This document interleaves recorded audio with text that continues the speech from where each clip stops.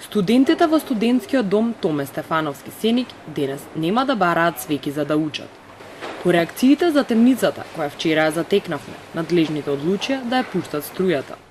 Струјата била исклучена заради неплатен долг. Договорена е динамиката на плаќање и бидејќи беше работен ден и дежурни екипи имаше на терен, струјата е вклучена. Директорот на домот вели дека активностите денеска се одвиваат нормално. Вчера е пуштена струјата во 19 часот, а беше прекината на 22.5 во 14 часот. Од вчера функционираме нормално. Околу 200 млади луѓе, сместени во овој дом, неколку дена живеа во темница. Немаа топла вода за бањање, јадеа конзервирана храна и палеа свеќи за да не живеат во целосен мрак.